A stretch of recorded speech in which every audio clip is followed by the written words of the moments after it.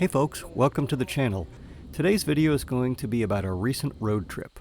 Once again this year I decided to compete in the North American Trials Championship at the 2025 Bentonville Bike Fest. This would be the 5th year of the North American Trials Championship being held at the Bentonville Bike Fest, and my 4th trip out there. In prior years I flew out, but this year I decided to drive out with Scott and Jim. They're part of the local trials crew here in southeastern Connecticut. This trip out to Bentonville, Arkansas was about 1,200 miles of driving over 2 days, with an overnight stay in southwest Indiana. The weather forecast showed rain all week, with thunderstorms predicted for the entire weekend. This was likely to be interesting, for sure. Scott and Jim arrived at my house around 5:30 a.m. on Wednesday. We had 3 people, 6 bikes, and all our stuff crammed into Scott's minivan. After packing my stuff into the van, we were on the road by about 5:45 a.m. leaving from my house. The first day was a long one, with about 15 hours of driving, with rain on and off all day long. After an overnight stay in Indiana, we continued for about 8 more hours on the second day, thankfully with plenty of sunshine for most of the trek. We arrived a couple hours early for check-in at our Airbnb, so we went to the event grounds. Jim had volunteered to help officiate the elite riders, so he had to check in anyway, so we started out by doing that. We also wanted to check out the trials course. You can only walk the course. You can't bring your bikes in. That's just not allowed prior to the competition. So at this point you might be wondering, what exactly is a bike trials competition? Well, in the very simplest of terms, it's a timed preset obstacle course that you ride on a bicycle. The further you go without putting your foot down, the more points you earn. I'll cover the rules a little more shortly. After checking in at our Airbnb and unloading some of our stuff, we decided to go for a short mountain bike ride with some friends on some nearby trails. After that, we rode our mountain bikes downtown Bentonville to watch the speed trials event. Unfortunately, that went really quickly, so we missed all of it. But when we got there were still some riders playing around on some of the stuff there, and so we got to see some of that. See the link in the description for coverage of the speed trials event by the Shindig. Following the speed trials, we met up with a handful of trials riders to do some practice riding, though we were still on our mountain bikes. We didn't have our trials bikes with us. We found the Spanish riders practicing on some rocks just off of one of the trails, and we stopped to ride with them. It's pretty cool to hang out with some of the best riders in the world. Despite not having our trials bikes, we did have some fun doing some trialsy moves on our mountain bikes. Pretty cool stuff. The North American Trials Championship was scheduled to start on Saturday morning, to be followed in the afternoon by the UCI C1 event semifinals. However, unfortunately, there were thunderstorms and a lot of rain, which caused a little bit of a delay. In case you're wondering, the UCI is an international cycling organization that includes governance of elite-level bike trials competitions each season. Before the competition, many of the riders spend some time warming up and practicing in the trials practice area, both the days before and of the event. For me, this is a balance of needing to warm up, but also not wanting to wear myself out, making myself too tired to ride during the competition. It's always a struggle. I hate to stop riding. We've got a couple hour delay due to weather here, so we're just getting our bikes ready. So the worst of the storm for today should have passed. Tomorrow's going to be a different story. We ride today on Saturday. The elite riders, their final competition is on Sunday, and the weather's supposed to be worse than today. Alright, welcome to 2025 Bentonville North American Trials Championship. Fourth year in a row, and I think the weather's, for the moment, okay for us. So those that chose to ride in the morning made a good choice. For this year's event, Scott elected to ride in the mountain bike class, which rode on the beginner gates. Those are the ones that are tan-colored. Jim and I joined Andrew from Pennsylvania and Ryan from Colorado to ride in the veteran class. That's 40 years old and over. The veterans ride the intermediate or sport gates, which are the blue-colored gates. Okay, before we go any further, let's do a quick overview of what a trials competition is and how scoring works.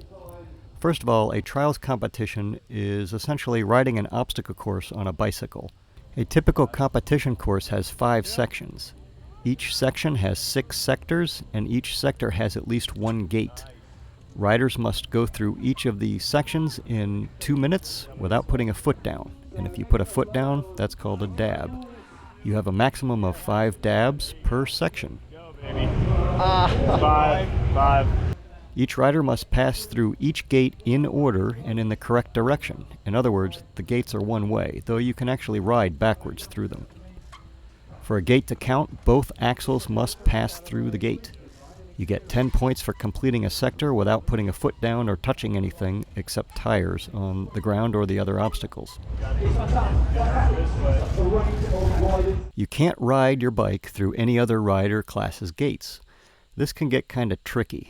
This kind of gate right here, the beginner gates, is exactly the stuff you got to watch out for because it blends right in with the color and it's real easy to drive right through that on the bike. And that's a 5. There are some other nuances to the rules too, but I'm not going to go into any details here. I might point some things out as we see them during the riding though. Did that make sense to you guys? Yeah. It's very hard to... I know nothing about bikes, so I understood it. This year the course was pretty tough. It was tricky to maneuver through the sections. It was tough to even get lined up for some of the gates with lots of other stuff in the way. But you know what? That's all part of what makes a competition challenging. That's a 5. Oh man, you are.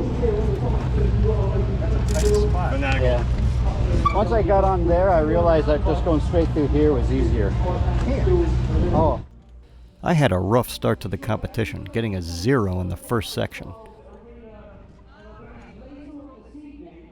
So you might be wondering why that counted as a 0 for me.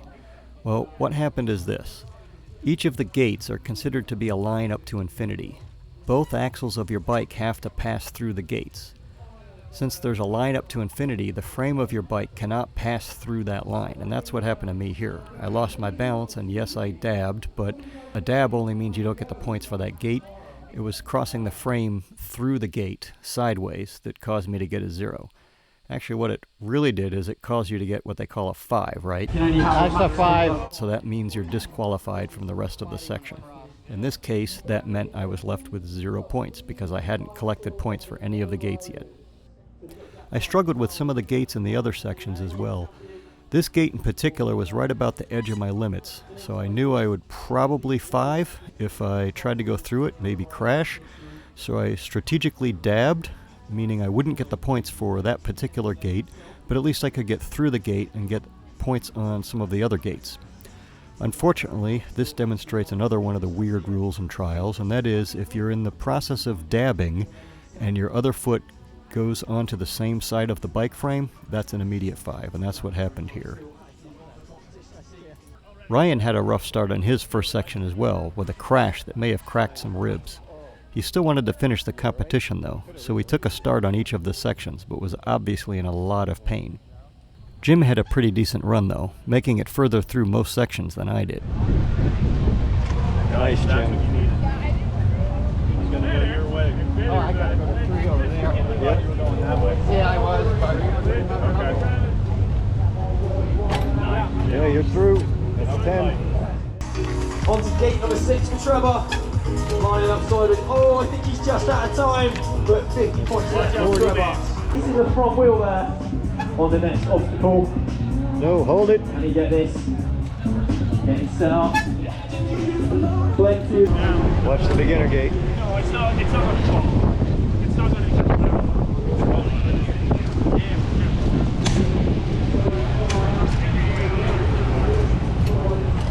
Nice, Jim.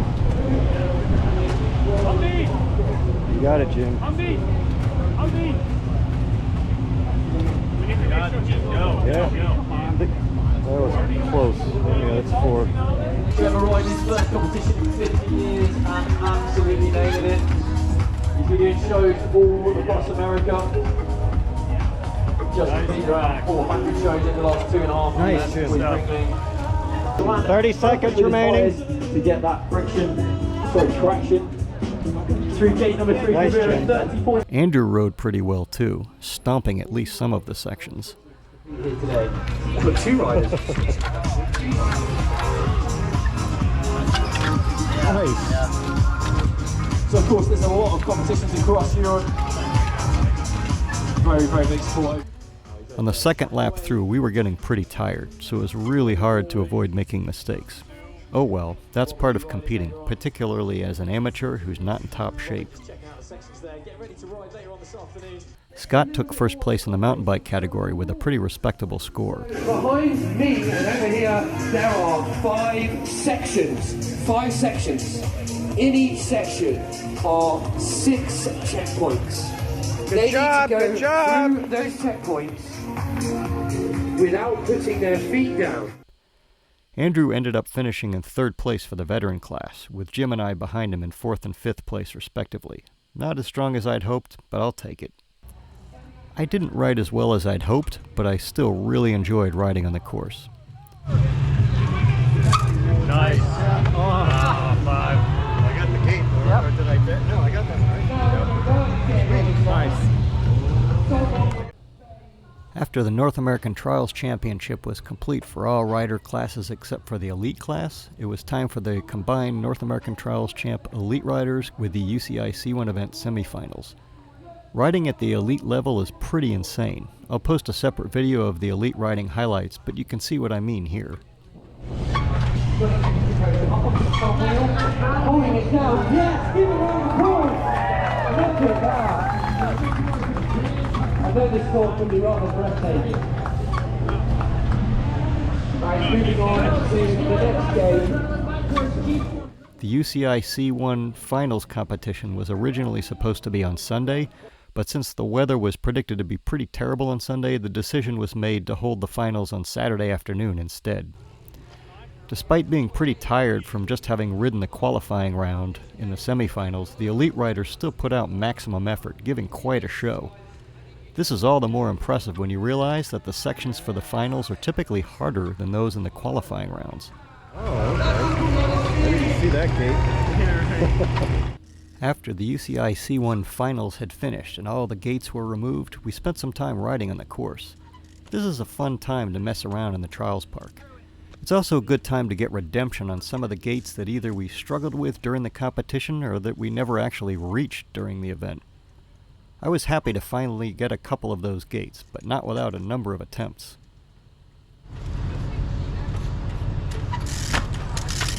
Alright, this gate kicked my butt during the competition, and of course the gates aren't here, so it's hard to see exactly where they were, but I just nailed it first try after practicing a little bit earlier in the day. Came back for the camera, hit it first try. Too bad it doesn't count, but obviously during a competition the pressure's on and you haven't had the chance to practice. Makes it a lot harder. So one of the really nice things about riding here is after the event's over, they take down all the gates and everything, and you're allowed to ride the course once the competition's over, and then you can come back and hit a lot of the challenging moves and gates that you couldn't do during the competition. So it's kind of cool, get some vindication. On Sunday, we headed back to the event grounds for the award ceremony, which was postponed from Saturday due to all the weather craziness. As soon as we had arrived, they closed the venue due to threat of nearby lightning. Well, it's Sunday, and it looks like because of storms they're not letting us in until 1, so we got about 45 minutes here to wait. We figured we'd kind of mess around a little bit before the gates open up again for the award ceremony.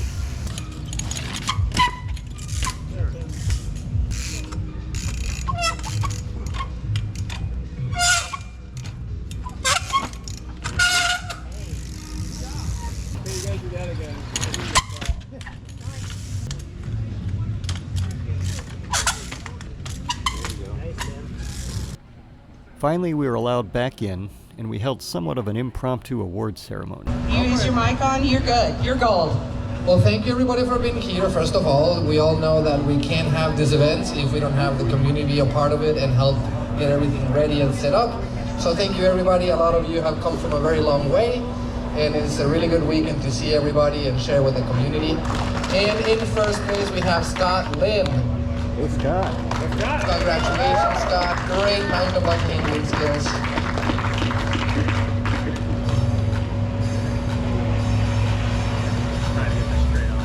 Great job, Scott. Thank you for coming out from very far away. I think they have a 20+ hour drive. Then, after a much-needed shower and some time hanging out with some of our trials friends to celebrate Debbie Studer's birthday, about 30 of us went out to dinner at the Texas Roadhouse. What a blast that is, just like last year. Finally, on Monday morning, we packed up the van and we headed for home. So, back to my original question.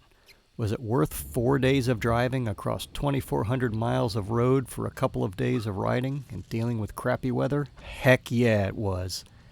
It's a great time to get together with friends, despite the weather. The bike trials community is amazing.